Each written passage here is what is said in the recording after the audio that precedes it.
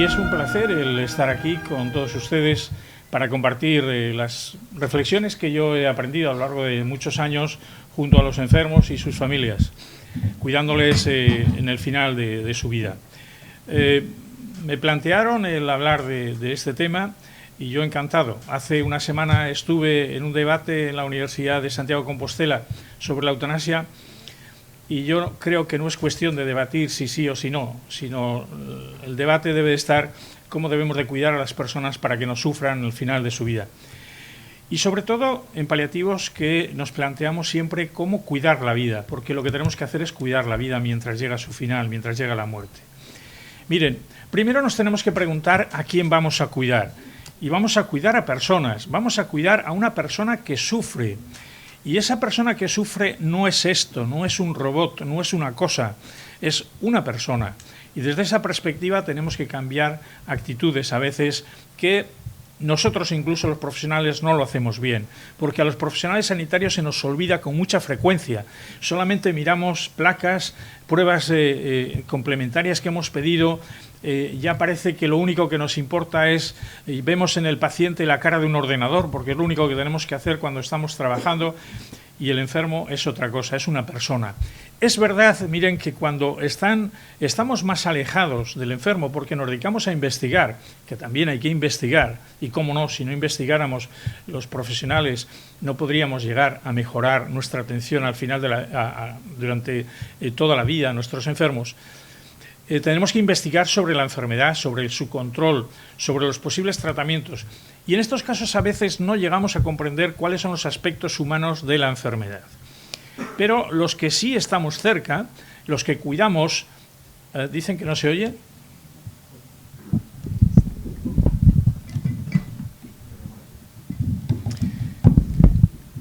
Los que... Ahora sí, ¿se oye bien? Digo que quienes les cuidamos como profesionales o como familiares, muchos de ustedes no son profesionales y son familiares que cuidan también al enfermo que está al final de su vida, sí podemos comprender esos otros aspectos, que el enfermo además es una persona. Miren, cuando una persona está enferma, no es solo un órgano el afectado por los agentes que producen la enfermedad o por los mecanismos que producen ese desgaste del cuerpo o cualquier traumatismo que sufre el cuerpo, sino que es toda ella que queda implicada, desde su cuerpo hasta su capacidad de pensar, de razonar, que está influida por el dolor o las limitaciones impuestas por la enfermedad. Cuando enfermamos, todo nuestro cuerpo se dispone en una situación condicionada por esa enfermedad. En la facultad a nosotros se nos ha enseñado cómo funciona el corazón, qué partes tiene el corazón.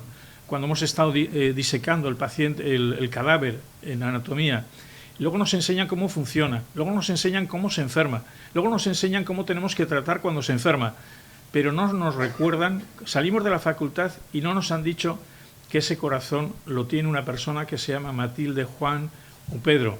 Y esto es lo que tenemos que tratar de abordar cuando nos encontramos ante un enfermo que está sufriendo. Por eso decimos que el enfermo tiene un nombre, tiene una historia, tiene unas costumbres y tiene un entorno que van mucho más allá de sus síntomas, de un diagnóstico y de un número de habitación. Yo les digo muchas veces a los residentes que vienen a rotar a nuestra unidad que por favor evitemos ese planteamiento que a veces hacemos y le decimos a la enfermera, ¿qué tal está el 13, el de la cirrosis del 13? Esto no se puede porque se falta el respeto de la persona. Ese enfermo tiene un nombre, tiene un entorno, tiene una biografía, tenemos que respetarle. Por eso, si lo único que nos interesa es la enfermedad, olvidándonos de quien padece esa enfermedad, nos va a faltar algo para hacerlo del todo bien. Esto es algo que es fundamental, sobre todo que ya sé que los que no son profesionales, ustedes no tienen que tener en cuenta esto, pero sí es una reflexión que lo planteo a mis compañeros los profesionales. Porque el enfermo lo que necesita es que nos preocupemos de él, que es quien sufre la enfermedad. No de la enfermedad en ese momento, sino de él. Y cuando se cuida al ser humano desde una perspectiva integral, es decir, cuando somos capaces de atender al enfermo de forma global, de forma integral, se necesita procurar no solo ese alivio biológico, esos síntomas físicos, el dolor físico o los vómitos, sino tenemos que tener en cuenta el sufrimiento humano tanto del enfermo como de su familia, ese alivio biográfico, porque a veces el enfermo puede pasarlo mal y a veces nos dice, doctor, yo me encuentro mal. Cuando le preguntamos cómo ha pasado la noche, dice, me encuentro mal. ¿Pero por qué se encuentra mal? Dice, porque mire, sabe, yo soy joven, me voy a morir, mi hijo todavía está en la universidad y cuando yo me muera, mi mujer no va a poder hacer frente a los estudios de mi hijo en la universidad y va a tener que renunciar a los estudios. Para ese enfermo no existe un síntoma físico, existe un síntoma social. Y esto no lo puede resolver nadie más que esa trabajadora social que también trabaja en cuidados paliativos, como un miembro más del equipo, porque en paliativos se trabaja en equipo interdisciplinar, que va y trata de localizar un recurso, una beca, un recurso para que ese hijo pueda seguir estudiando hasta que acabe la carrera. Y cuando lo ha conseguido y le podemos decir al enfermo, estate tranquilo, ya tu hijo le hemos encontrado un recurso para que pueda seguir estudiando, y dice, doctor, ahora me puedo morir tranquilo porque ya no me preocupa nada. Por lo tanto, hay que tener en cuenta esa situación. Y no debemos de olvidar que el hombre es el remedio del hombre desde la ciencia y desde el acercamiento humano. ¿O es que ustedes necesitan ser médicos, enfermeras, psicólogos, trabajadores sociales para cuidar a una persona que está enferma? No, necesitan ser una persona que tiene predisposición de estar junto a él y cuidarle. Por eso, en la primera parte de la charla yo les voy a explicar algunos consejos para que puedan ustedes cuidar la vida mientras llega la muerte de un enfermo, de un familiar, y para eso no es necesario que tengan un título de licenciado o de graduado en enfermería o en medicina. Miren, acompañar a morir es una oportunidad de estar cerca de quien camina hacia su destino antes que nosotros. Y eso se lo digo yo, que llevo más de 40 años como médico, pero más de 25 estando muy cerquita cuando se están muriendo. Y esto es lo que me han enseñado, muchísimas cosas, por eso se las voy a tratar de transmitir. Nos enseñan a distinguir lo profundo de lo superficial. Seguramente estamos aquí y le damos importancia a cosas superficiales y el paciente le da importancia a lo profundo, porque lo superficial ya no tiene sentido. Si salimos de aquí y nos han rayado el coche, nos llevaremos un disgusto seguramente. Pero cuando yo cuento esto en el hospital, el enfermo dice, a mí como si me roban el coche, ya no me sirve para nada, eso es superficial. Para vosotros sí, porque vosotros le dais mucha importancia. Nos enseñan a aprovechar mejor la vida, a ser solidarios, a reflexionar un poco más de lo que habitualmente hacemos. Si ustedes estuvieran en la segunda planta de mi hospital, donde hay enfermos con enfermedades neurológicas, degenerativas, que tienen 30 y tantos, 40 años, que no se pueden mover, y entre ellos se ayudan a pelarse, a abrir el paquete de galletas para poder desayunar, porque se ayudan entre ellos, ustedes dirán, esto sí que es solidaridad, ¿no? Nos enseñan a valorar el tiempo. Es que nosotros lo medimos en años. Ahora mismo ustedes no están pensando nadie que se va a morir. Nos vamos a morir al 100%, les recuerdo, ya sé que les estropeo la noche. El 100%, la única estadística que es real. Las demás yo no me creo ninguna, pero esta es la real. Pero miren, los enfermos que se están muriendo, para ellos lo miden en horas, lo miden en días y a todo lo más en semanas. Y cuando les queda poco tiempo te dicen, doctor, si yo tuviera una semana más, ¿cuántas cosas haría? ¿Cuántas semanas nos sobran a nosotros? ¿Y cuántas cosas desperdiciamos? Es decir, nos enseñan mucho. Por eso digo que ellos miden el tiempo que les quedan horas, días o no más, y nos enseñan a valorar nuestro tiempo del que no solemos ser conscientes y lo medimos en años sin dar importancia a cada día. Demos importancia a cada día, que es importantísimo. Y además, cuando comprobamos que la paz que desean es resolver sus temas pendientes, muchos se mueren y todavía no han resuelto problemas pendientes, y esto les hace sufrir mucho. Muchos de ellos no han dado sentido a su vida, y cuando tú les recuerdas que han tenido hijos, que han tenido nietos, y que si no hubiese sido por ellos no hubiese habido esas personas que han sido buenos profesionales, o esos nietos que son ahora la alegría de los que estamos alrededor, entonces cuando se dan cuenta y dan sentido a su vida. Por eso es importante que en esos momentos finales tratemos de recuperarles y darle sentido a su vida. Esa vida que han vivido, y comenzamos a darnos cuenta de lo importante que son los mensajes que nos transmiten las personas enfermas. Porque los enfermos nos transmiten muchos mensajes entre líneas. Así que lo mejor es que escuchemos muy bien y estemos muy atentos. Yo suelo decir a mis compañeros de la unidad que, por favor, hacer a los demás lo que te gustaría que te hicieran a ti si te encontraras en su misma situación. ¿Cuántas veces los médicos no nos damos cuenta, o las enfermeras, que a nosotros nos gustaría que nos trataran de otra manera, pero cuando nosotros tratamos no lo tenemos en cuenta? Miren, si ustedes lo hacen así, seguramente que no se van a equivocar nunca y además serán consecuentes con la filosofía de cuidar. Esto es una filosofía que es importantísima. Cuidamos a una persona que sufre, por eso tenemos que pensar, fíjense, no he dicho un enfermo, es una persona que sufre una enfermedad o sufre una preocupación o sufre un duelo, una pérdida, sufre por muchas razones, luego veremos cuáles. Y la persona que sufre es el único que sabe qué es sufrir y qué le alivia el sufrimiento. Nosotros no podemos ser los que digamos, bueno, no sufre porque le hemos quitado el dolor, pero sufre por otras cosas. Esto seguro que le quita el sufrimiento, que no, que él sabe lo que le alivia el sufrimiento. Por decirles también algo, los médicos somos capaces de poder aliviar el dolor a muy alta, diríamos, porcentaje, a un 96%. Y podemos conseguir un hospital sin dolor, pero nunca vamos a conseguir un hospital sin sufrimiento, porque eso es difícil de resolver, el sufrimiento. Es algo subjetivo. Y ese sufrimiento además es multidimensional. Podemos aliviar el sufrimiento físico, que parece que lo podemos aliviar bien con los fármacos que tenemos y con los tratamientos médicos que tenemos. Pero es que ese sufrimiento tiene otra pata que es emocional, otra que es social y otra es espiritual. Si solamente resolvemos una, seguramente no se esté muriendo aliviando su sufrimiento. Por eso nos tenemos que preguntar, ¿por qué puede sufrir el enfermo?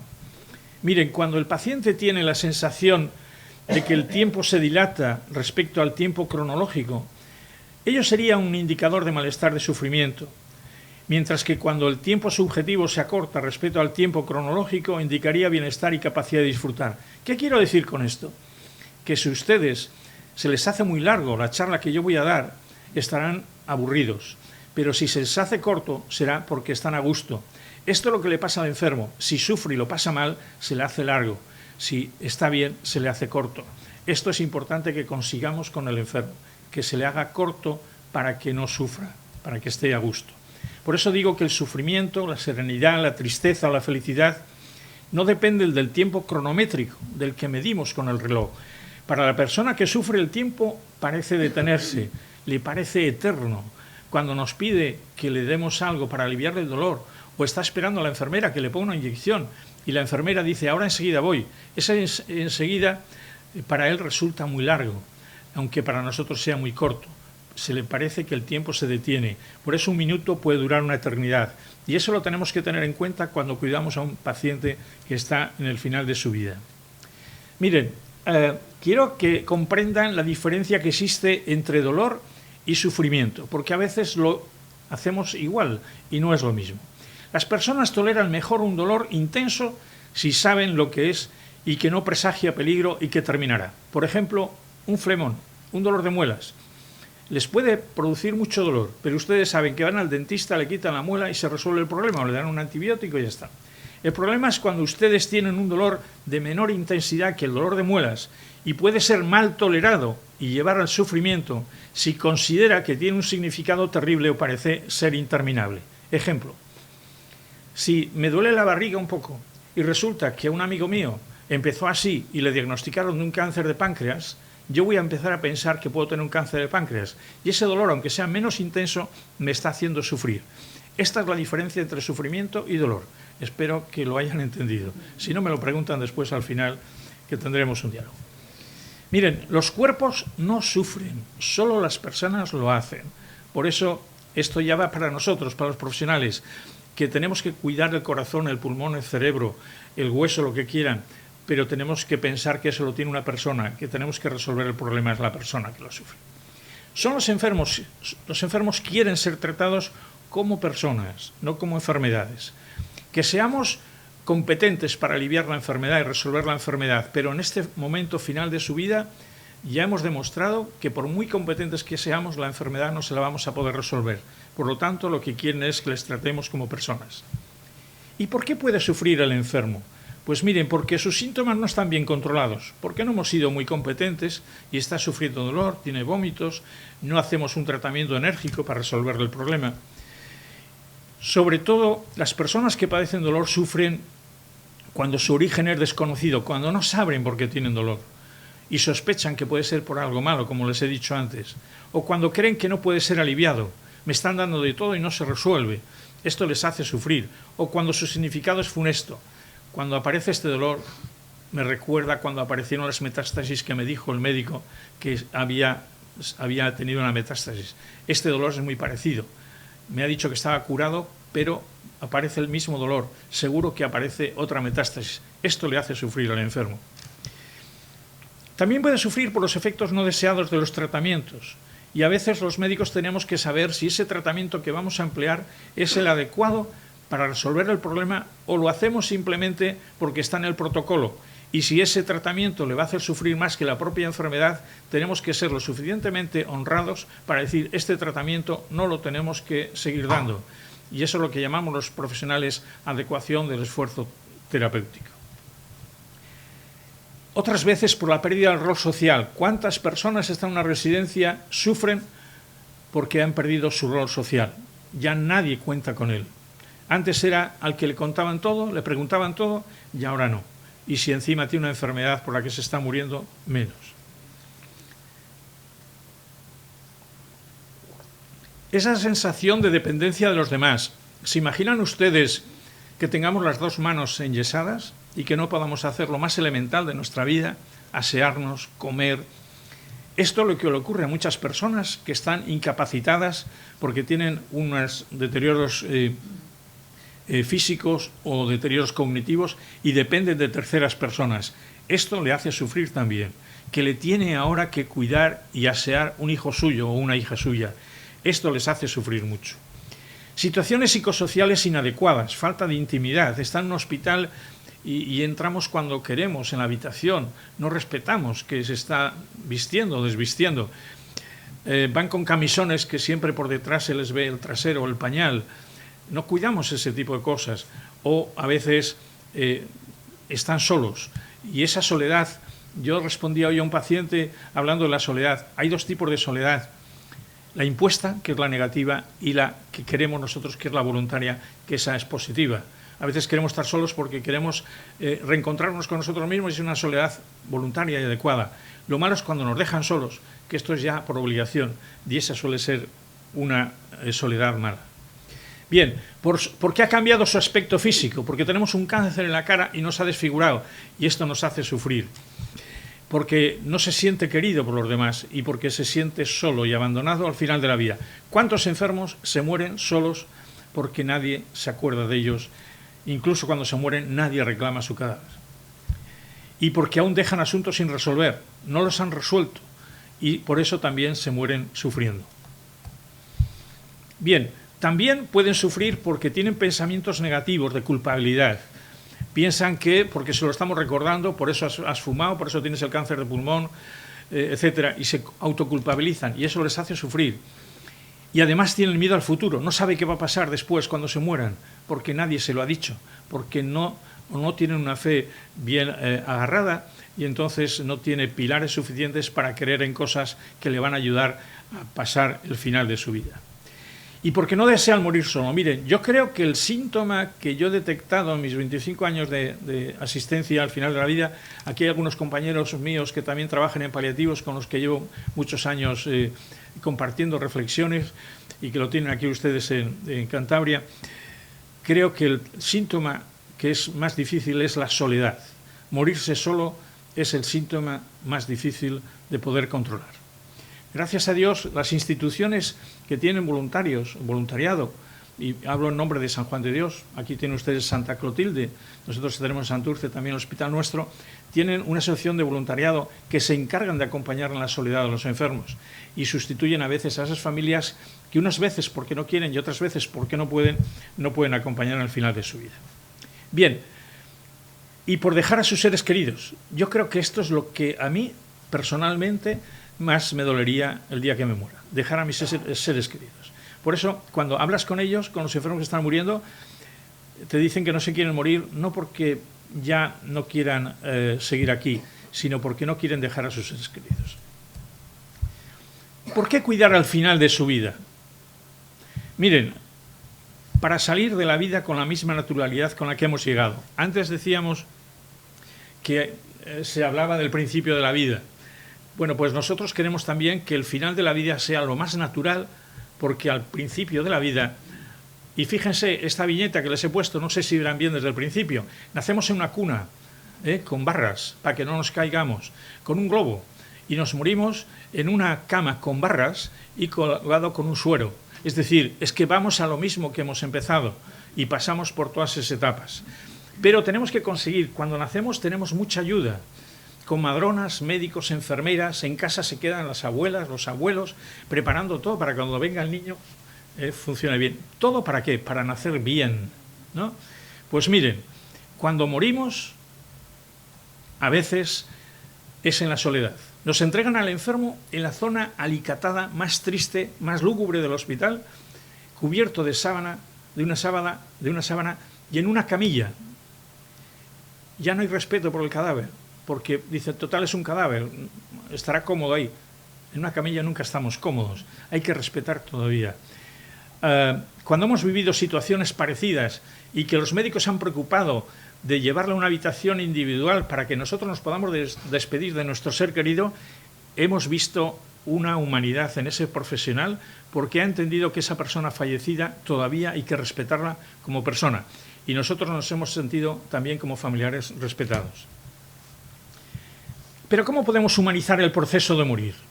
Miren, en primer lugar, acompañando al enfermo. Ya sé que esto es una obviedad, pero hay que acompañar al enfermo. Pero cuando vayamos a acompañar al enfermo, tenemos que pensar cómo se siente el enfermo. Pues miren, se siente normalmente más vulnerable. Saben ustedes lo que es ser vulnerable. Cualquier cosa le afecta. Por lo tanto, esa persona está muy sensible. Por otro lado, espera su curación. Todos los enfermos esperan que los médicos hagan un milagro, que investiguen algo para resolver su enfermedad. Están en actitud de espera, están esperando. Los pacientes mayores que están en las residencias están esperando en sus sillas de ruedas ahí, viendo cómo el de al lado ha fallecido ayer y ahora le tocará a él, y ya cuando vaya a jugar al mus, y ya en vez de ser 4 son 3, y está en situación cuando me va a tocar a mí. Yo tenía un paciente que cuando iba a verle me enseñaba una fotografía de toda la promoción suya que habían estado estudiando en la Escuela de Ingenieros, y había puesto una cruz a todos los que faltaban y solo faltaba él. Y me decía, bueno, voy a poner la cruz porque a mí nadie me la va a poner. Y me ponía esa cruz, ¿no? Es decir, en situación de espera. Pues miren, esto lo podemos transformar con pequeñas esperanzas para aliviar el sufrimiento al final de la vida. Y hay que transformar la situación de espera en actitud de esperanza. En la unidad de nuestro hospital, los que están todavía más válidos, la situación de espera de que venga un coro del pueblo a cantarles un fin de semana, o que le traigan un perro de esos mascota con los que interactúan los pacientes, esa esperanza de que dentro de 15 días va a venir, esto le da sentido de esperanza, no de espera, y se le alivia el sufrimiento. O cuando una enfermera le dice, Adela, ponte los pendientes bonitos y píntate los labios, que el fin de semana va a venir tu nieto, ya sabes que el que está estudiando fuera, que va a venir a verte.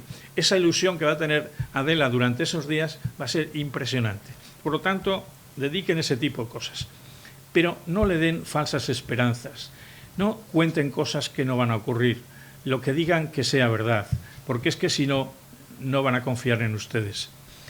Se siente más retraído física y emocionalmente. Son personas que ya no quieren salir, no quieren estar con los demás, no quieren que le vean, ya no se afeitan, no se ponen los pendientes, no se pintan.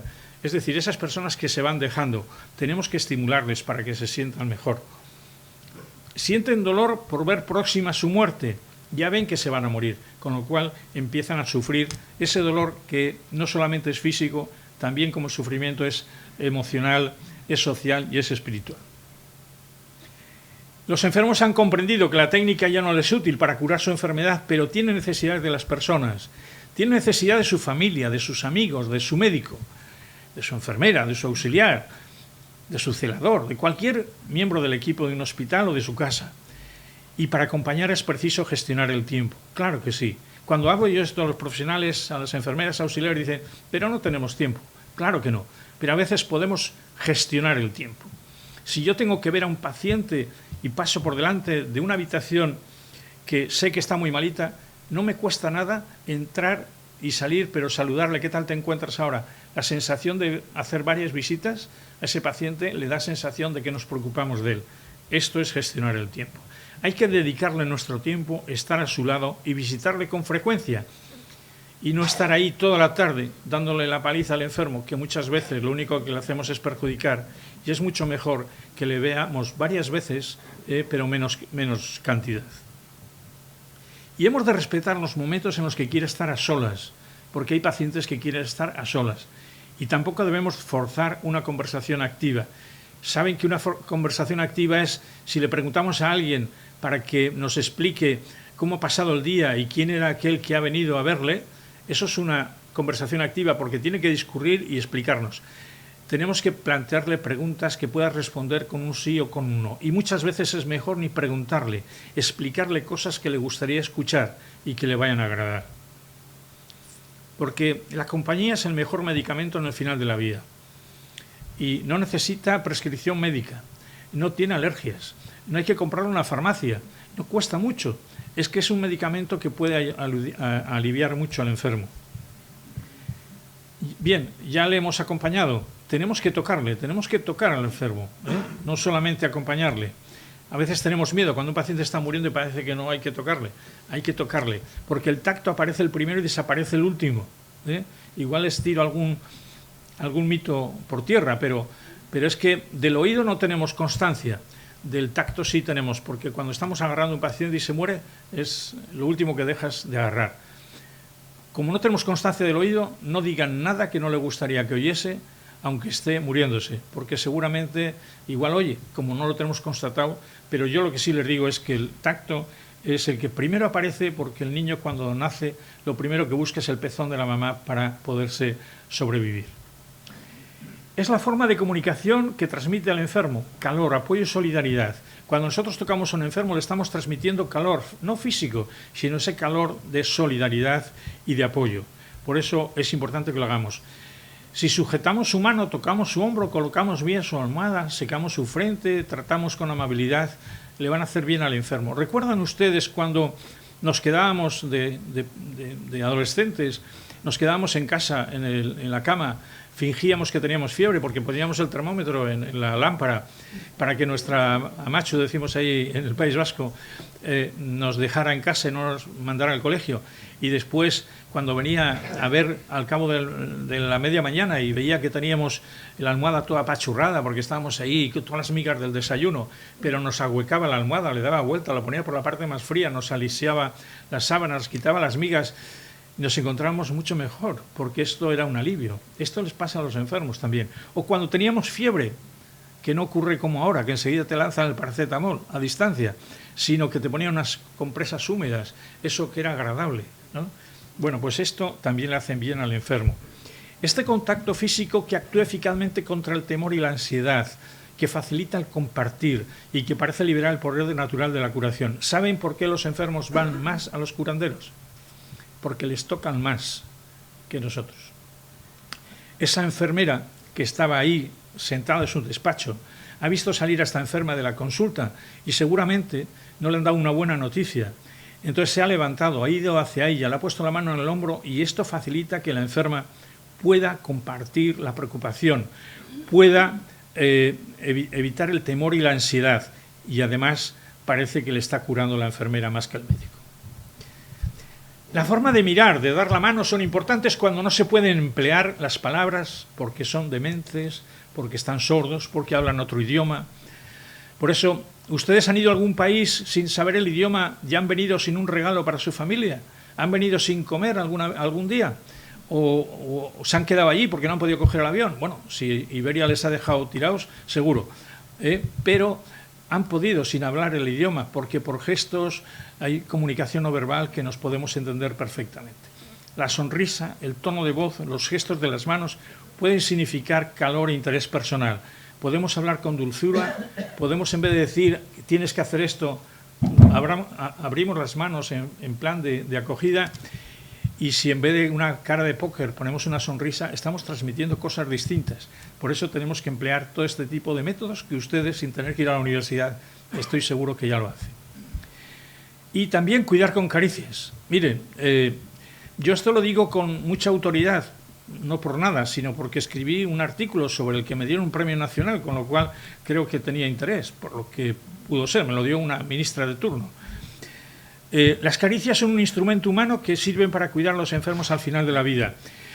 Y las caricias traspasan la piel para llegar hasta lo más profundo del afecto. No se quedan en la piel, van al sitio donde cada uno quiere que lleguen, tanto el emisor de la caricia como el receptor de la caricia. Y esto lo reflexioné después de que leí un artículo que los japoneses habían inventado, un robot para interactuar con los enfermos de Alzheimer y los enfermos de autismo, porque cuando estaban solos nadie actuaba con ellos. Y los japoneses inventaron este robot que interactuaba con ellos, le acariciaban y respondía a sus caricias, etcétera, etcétera. Bien, yo me hice esta pregunta: ¿no somos capaces de acariciar a nuestros enfermos y tenemos que inventar un robot para ello? Seguro que ellos desean nuestras caricias, por eso creo que empleemos las caricias también para curar. Y sobre todo, la comunicación, también decirles que es distinta si nos situamos a 1 metro de la cama o si nos ponemos a su lado tocándole con nuestra mano. A veces, si vamos a visitar a alguien y desde la puerta de la habitación le saludamos, le estamos demostrando que tenemos mucha prisa. Tenemos que entrar, sentarnos ahí, aunque sea 2 segundos, y agarrarle de la mano y preguntarle cómo está. Está demostrado, porque lo han hecho los psicólogos, que si estamos media hora en la puerta de la habitación y estamos 1/4 de hora sentados, el paciente va a valorar que está mucho más tiempo cuando está sentado que cuando está en la puerta. Por lo tanto, empleemos este tema también. Cuando el profesional sanitario coge la mano del enfermo, parece que parte de su sufrimiento pasa a quien le toca. Y cuando alguien es capaz de acercarse y darle su mano, un beso o una caricia, aparte de ser un acto de amor infinito, se consigue que el enfermo se sienta como una persona viva y emotivamente unido a quien le muestra su afecto. Miren, un apretón de manos, una caricia, un fuerte abrazo no nos los lleva al viento, suele pesar más que las palabras. Y ustedes, cuando van ahora a un funeral, al entierro de un familiar, si se encuentran con el familiar, están pensando qué frase voy a decir para darle el pésame. No digan ninguna frase, eso se olvida. Apriétele la mano, dele un apretón de mano. Si tiene amistad, dele un abrazo. Esto hace mucho más que las palabras. Con nuestro contacto físico le vamos a transmitir el importante mensaje de que no será abandonado y que siempre tendrá a su lado a un ser que le aprecia.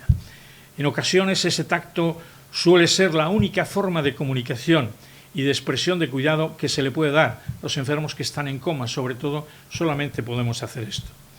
Y si tiene que cuidar a alguien de este consejo, si tiene que cuidar a alguien que padece una enfermedad grave, hágale compañía, siéntese junto a su cama y cógele de las manos.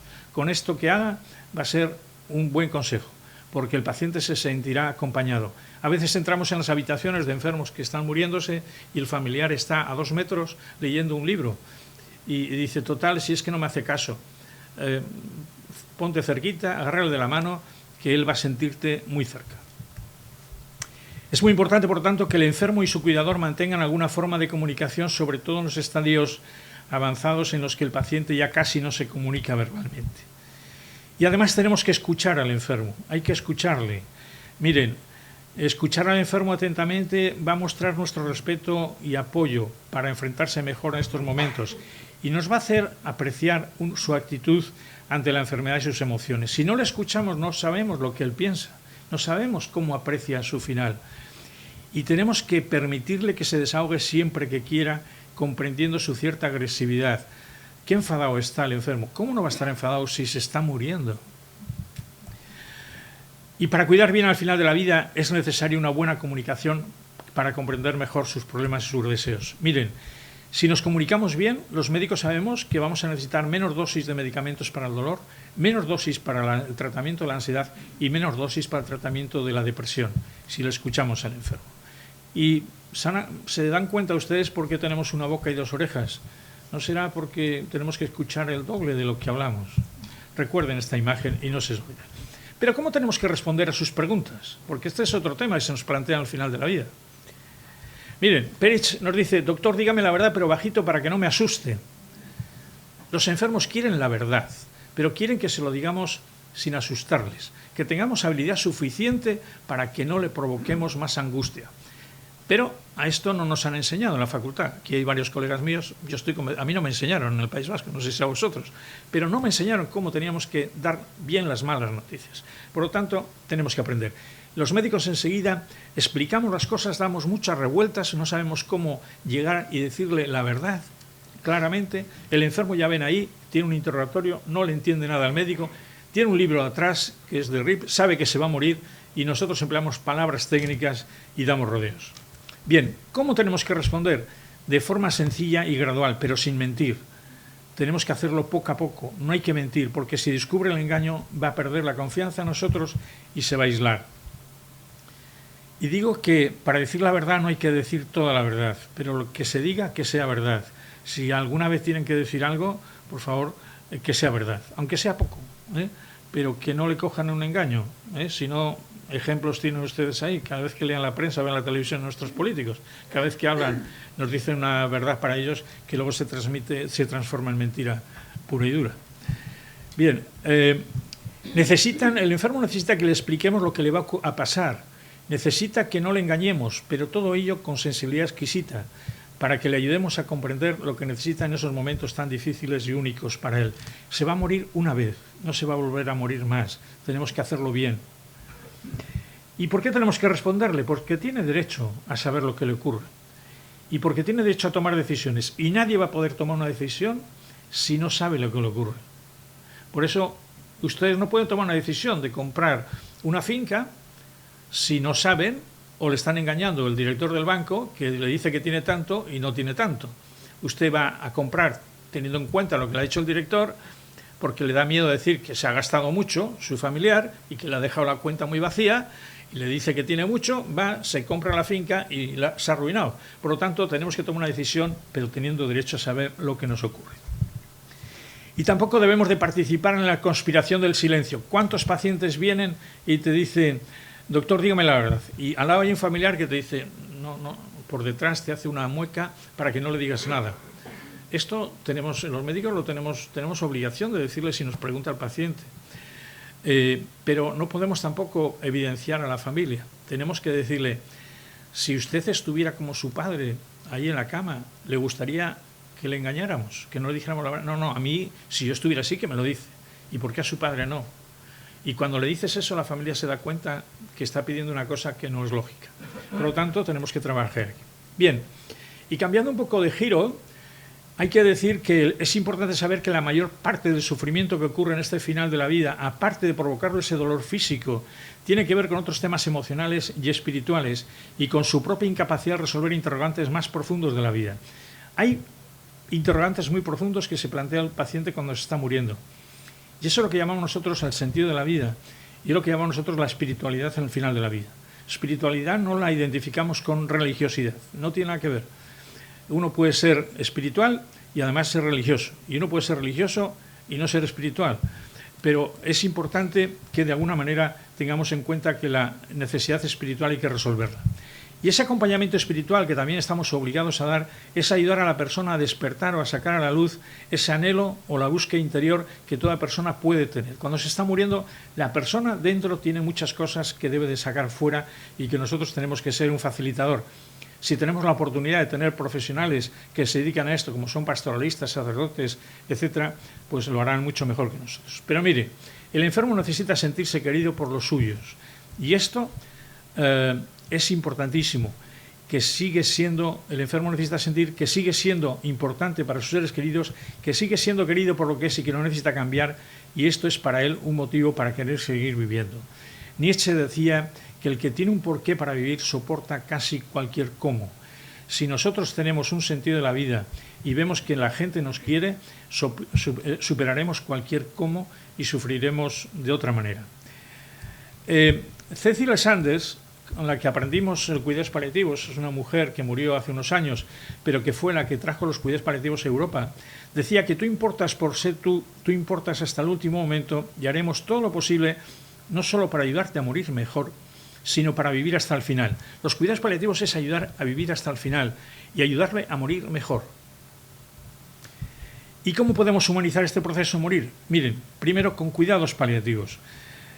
No abandonando al enfermo, estos son cuidados paliativos, no abandonar al enfermo, como les he dicho antes, aliviando su sufrimiento sin límites, con los tratamientos enérgicos que tenemos. Si tenemos que dar más dosis de morfina, porque con la que le estamos dando no resolvemos su dolor, le tenemos que dar más dosis. Y con esa dosis que aumentamos fallece antes, eso no es ninguna eutanasia, eso es un doble efecto, lo dijo ya Pío XII hace muchos años. Por lo tanto, no tengamos miedo a dar dosis adecuadas para aliviar el sufrimiento. Si se muere porque le damos un tratamiento, pero con el objetivo de aliviar el sufrimiento, estamos haciendo una buena práctica médica. Evitando prolongar su agonía innecesaria. No tenemos que dar tratamientos ni pruebas diagnósticas porque nosotros queramos cumplir un protocolo. Tenemos que tratar de evitar esa agonía innecesaria con tubos por todos los lados que lo único que le hacen es sufrir más que la propia enfermedad. Por supuesto, no precipitando deliberadamente su muerte. Esta es mi opinión. Sé que ahora está muy en debate este tema y luego si quieren lo hablamos ahora en el coloquio, pero no precipitando deliberadamente la muerte. Yo me he cansado por activa o por pasiva cuando me han consultado los políticos, que por cierto nos han consultado a un grupo de médicos, todos los grupos parlamentarios que están en el Congreso de Diputados en España, sobre estos temas, y les hemos dicho, oiga, alivien, hagan una ley para eliminar el sufrimiento de las personas, no hagan una ley para eliminar a las personas que sufren, que es muy distinto, que ustedes se empeñan en lo último, eliminar a las personas que sufren, y esto no es lo mejor. Creemos que lo más honroso, lo más humano es aliviar el sufrimiento de las personas porque se puede hacer. Por supuesto que tenemos que respetar la voluntad de los enfermos, tenemos que explicarles lo que se puede hacer y si está bien informado, él es el que decide. Y si él decidiera algo que pudiera provocar su muerte, aunque fuera un tratamiento que está rechazando, pero si está bien informado y lo rechaza, esto está bien hecho, tiene derecho al rechazo de tratamiento y esto no es permitir una eutanasia, esto es permitir la voluntad del enfermo que es adecuada porque está dentro de la ley del 2002. Por lo tanto, estamos haciendo lo que hay que hacer. Y por supuesto, sedando al enfermo cuando lo precise, no cuando lo marque una ley, como la ley francesa que dice derecho a la sedación siempre que el paciente lo pida, el médico tiene derecho, obligación a hacerla. Nosotros les hemos dicho a los políticos, y por eso están atascadas con la ley de paliativos, porque no se ponen de acuerdo. Por favor, poner que hay derecho a la sedación, pero siempre que esté indicada. La sedación es un tratamiento médico, y el tratamiento médico lo tiene que dar el médico, no el paciente pedirle a la carta. Y les pongo un ejemplo. Si a mí me viene un paciente y me pide, quiero que me dé antibióticos, le digo, ¿qué te pasa? Me dice, nada, que me voy al pueblo y quiero llevar el botiquín bien lleno. Pues le digo, no te voy a recetar antibióticos porque no puedo. Y yo tengo derecho a que me dé antibióticos. Sí, sí, usted tiene derecho siempre y cuando tenga una enfermedad que precise tratamiento antibiótico. Si yo no se lo doy teniendo esa enfermedad, usted me lo puede demandar como un derecho. Pero para llevárselo al pueblo con un botiquín, no. Con la sedación igual. Si está indicada así, si es solamente porque quiere acabar cuanto antes con su vida, no.